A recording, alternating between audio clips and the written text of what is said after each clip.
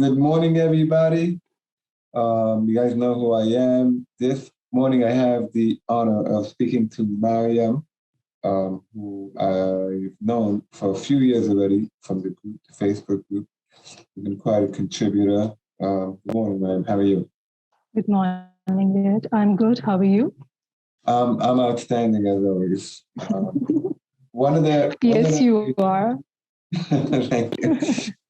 One of the fascinating things, and I don't think it's just from me, I think it's from a lot of people's perspectives, is that in the groups, because it's so international, Amazon selling, you get to meet people who you may never have thought they have anything in common. And then you get to know them and you see they're wonderful and they deal with the same thing you're dealing with. And it was a really eye-opener for me. So we're going to talk a little bit about that angle and a little bit about the Pakistani seller community. So first of all, I know I was a bit surprised that there's over 200 million people in Pakistan. I did not know that. And they have a huge growing sellers community. Can you tell me why now and why it's so large?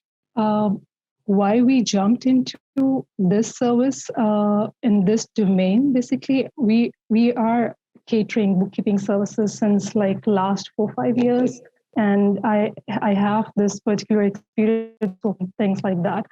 When we jumped into e-commerce segment, I realized Amazon is one of the markets that can be tapped in, and we've started providing services related to reinstatement, dropshipping, and Amazon private label, FBA and FBM both, along with an expert team, and realized that how well we can go with it because of our educational background and financial background, because it's all about forecasting, budgeting, and taking things from the scratch, deciding about the return on investments and realizing in how much time one can materialize the benefits and going realistic with things like that. And I realized that joining different groups, including yours, Ed, are one of the most value-added ones because they made us learn a lot from the people contributing there, sharing their problems, and we kept on, gaining more information and opportunity to learn through those posts that you are providing to your audience on daily basis. So they were very helpful in furthering into what we are doing right now. Right. So those are the services, but when interacting, let's say, with sellers from the U.S., from China, from Russia, do you find major differences in how they operate? Like how would you say it is dealing with a U.S.-based seller, versus, let's say, a Russian-based?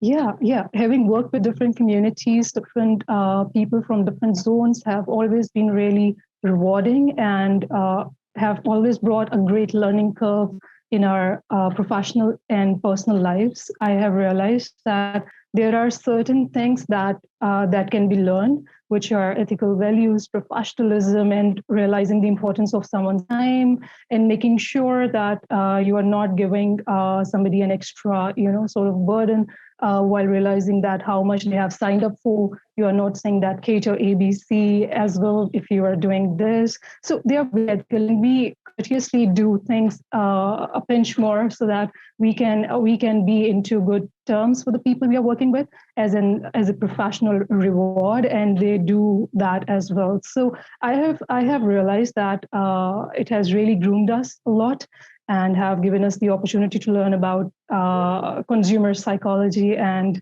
conflict management also, because that was also challenging at few times. But we realized that they do understand if you come up with logical direction.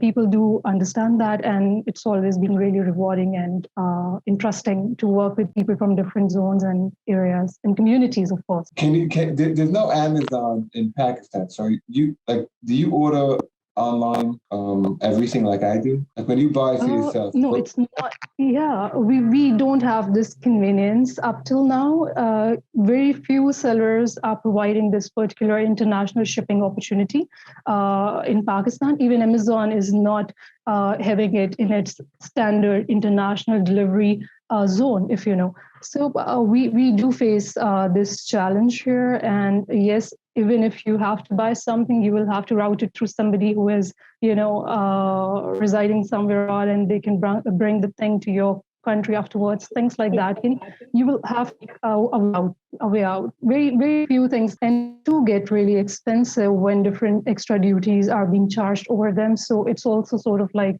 demotivating factor there that creates like lesser buying through Amazon. Right. So that's a real negative. So as an Amazon seller, you sort of just you don't really experience. You don't have the experience as a buyer, right? Because most of the sellers are not really buying it, which makes it interesting. The Pakistani seller community, do they have Amazon seller events? I was asked to come there a few times.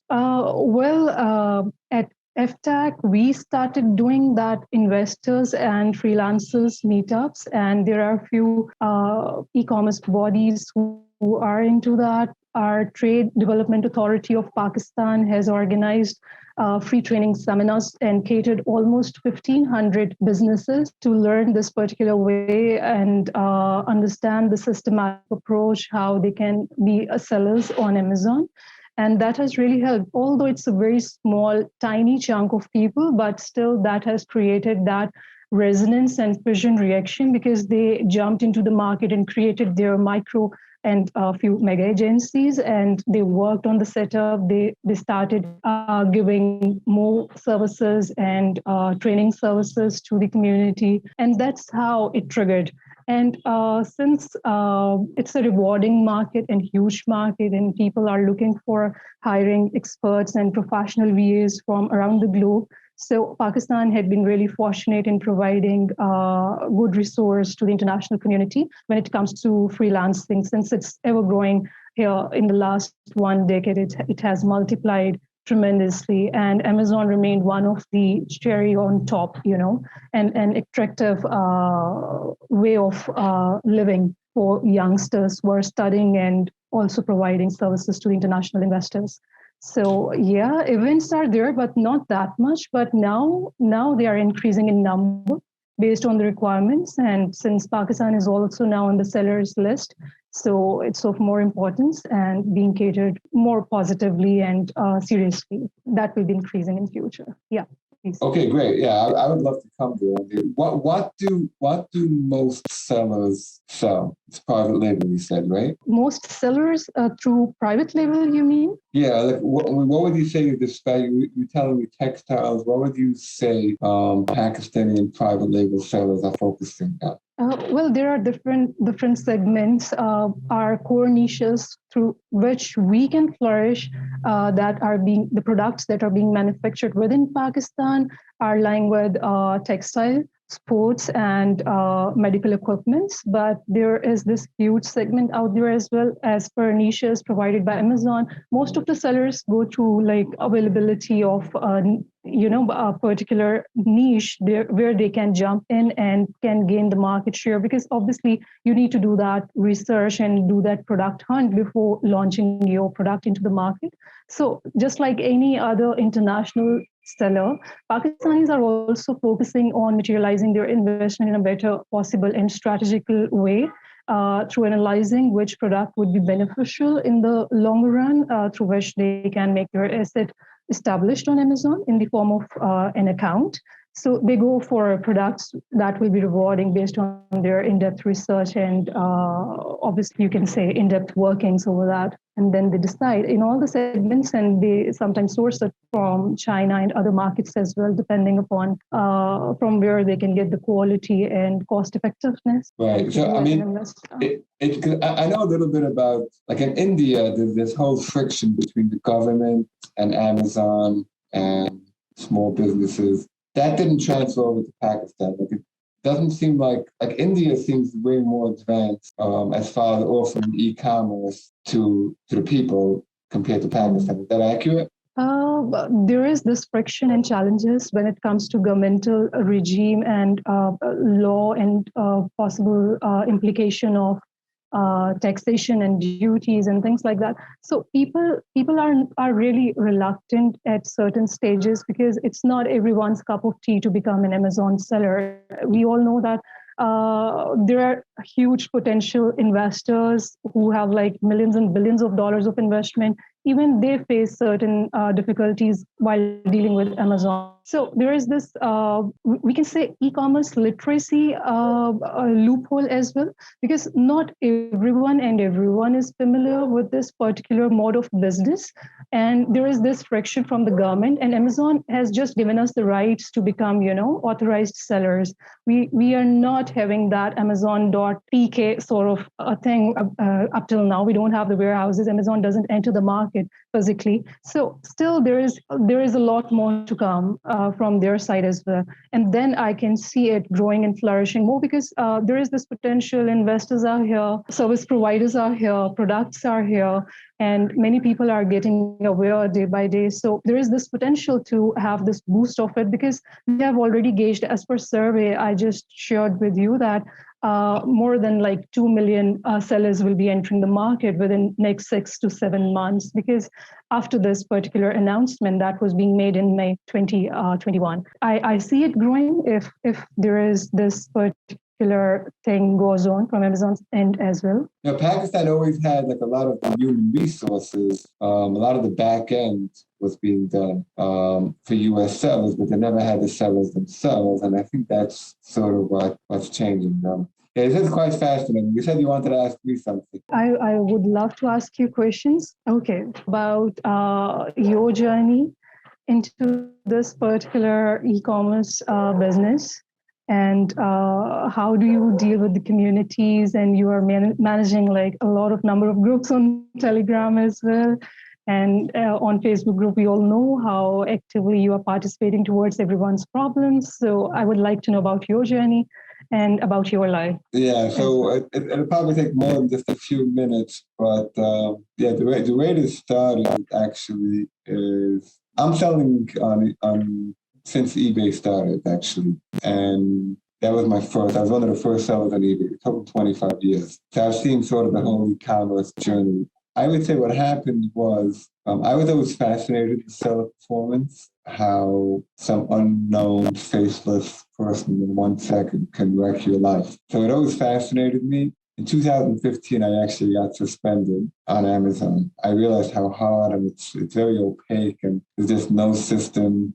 People offering all this shady stuff, and no one really knew what was going on. So I decided first to create just like a WhatsApp group, and then Telegram. I just kept offering information and sharing information and moderating these groups with the goal of sharing information so that it's possible to run a legitimate business on Amazon without losing sleep at night, without using black hat tactics, knowing that if you just follow a certain amount of rules, you can stay on Amazon, just like in any business. If you're a lawyer, you just follow the rules and you remain on there. But on Amazon, you didn't have the same thing. There were no rules to follow. And that was really my goal. And, I didn't know it's going to resonate. The way it resonated, it just became hundreds and thousands and tens of thousands. And so I sort of keep the groups neutral, sort of like just a platform for everyone. Mm-hmm. But as time sort of went on, it got bigger and bigger. One person cannot manage these groups. I have a team, and like in Telegram, I have a bot that helps a lot. As time went on, and it just consumed my entire life, and I'm paying people, so I couldn't just keep doing this for free and run the Amazon business, because if I'm working 60, 70 hours a week, moderating and monitoring the group and offering content. So I started offering services because I sort of became like the expert. Because I had so much experience, because all problems came onto my plate. That's sort of like the short version of how this whole thing came to be. The goal was and is still the same, just to organize the chaos, that there should be a defined set of rules and like sort of like a playbook and handbook on how to run a legitimate Amazon business. And I think at a minimum, I played a small role in moving the ball forward. That there should be, if this happens, you do this. If that happens, you do that. If you do fake reviews, you run into risk. There's a lot more to this. Over time, that's probably an understatement, but over time, I sort of became like a liaison to Amazon. There was some confusion how that worked. We left the movie and the book. I can imagine how chaotic sometimes situations may turn out to be, but hats off to you because I know it's hell of a ride and you are managing it so wisely, even if there is a lot of like a huge team at the back or maybe a lot of people are helping, but still the leader needs to be, the leader. He has gone the way and have shown the way. So it's something which comes in when you have already faced a lot of discrepancies with time and have experienced a lot. Only then you'll be able or in position to, execute something in front of someone. Okay, I think probably this is the solution for you. And managing chaotic situations is itself an art, I believe. Not everyone's cup of tea. Not everyone can deal with it. Yeah, no, I mean, this whole thing started with really my desire to I would say, organize the chaos. And I actually think that Amazon probably understood the need for it, probably more than even I did. There was a lot of change which happened through this group, through those posts, all through obviously official, authentic Amazon channel, which again, which led to some confusion because I was also doing consulting, but like I said, we'll leave that for the movie. Mm-hmm. But I do think that this ASGTG there's a massive need for it. It became sort of like the super highway for Amazon sellers, and that anytime there's an issue, everybody knows to come here. And I think as opposed to using shady services or using shady tactics or just getting destroyed. So I do think there's a major need for it. I'm very proud of what it became. And I'm also proud that I'm happy that I've met people like you and different communities. And it was a real eye-opener for me. And I intend to keep doing what I'm doing. And I hope you keep doing what you're doing. And thank you.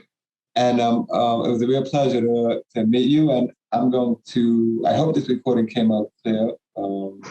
Maybe something with one last question, Ed. Yeah. From where you got that particular urge of, getting those events in place and getting the investors on board, and how much your efforts and your teamwork helped you in materializing it in the best possible way, and how you managed to, come up with best possible people management skills to, do it at a scale which is huge. Your audiences from different, obviously, continents and backgrounds, and even if they are from the same continent, it's a huge thing to do. I would like to know about that as well. Yeah, so a lot of the group, like the Facebook group, was really, Facebook, the admin tools got a lot better. At some point, I just told people that I need help, and people say that the whole thing is free, and so I just posted once, and a bunch of moderators came forward, happy to help. So that was, I always tried to get along with everyone, and it came back. So a lot of people offered to help. How my team works, I would say the best kept secret, and it's pretty obvious. I think I heard this from Chad Rubin, is get off email. I like group chats with Telegram or WhatsApp, and I think the group chats, the Slack, people tell me about Slack. I don't really see the need of Slack because I love Telegram. I don't want another platform, but I think working with a team from across the globe in a group chat is, in 2021, the most efficient way to work. And I have my team from like a bunch of different continents, different countries, different time zones, and we have separate groups for everything, separate group chats. And so if I have a 10-person POA team, somebody's stuck, somebody needs another idea. If you put it out there on the group chat, our internal group chat, someone's going to come up with another idea. So group chat is an amazing thing because, like the Facebook group, you have you have thousands of very smart people working together, and I believe nothing can stop that. Nothing can stop the progress of working together. True, true. The best thing about it is if you are in a group chat and people take responsibilities with you and, replace the person. If the person is in trouble, you just get the solution out of it immediately. And we all know how organized you are because the group you are managing, and there are separate groups for everything. And you have those documents there, and everything is so much aligned and, cozy and understandable for the person. Even if they don't know, they will get the idea where this particular document is coming from and what's the information. So I just admire this thing because it really needs a mind that defines things up in that particular way. And this is how it should be. And I believe that would go huge and grow more and more with time, definitely. Yeah, and it's definitely going to grow. It's definitely going to grow. And I would say, technology, it could be terrible, right? Trust me, I've been a victim of that. And it could be amazing. And I think you see that in the groups, how, I've seen there are illnesses, like certain, like people who've lost their taste in COVID, and they have these group chats, and it's just, if it's run properly, it's just, it could be great. It could be terrible, be used for slander and terrible things like that, blackmail, things like that. But it can also be amazing. And I think, you see the best of it, the ASGTG. So I thank you for being a part of it. Thank you so much. It's my pleasure. That was great. Thank you. Bye. Thank you.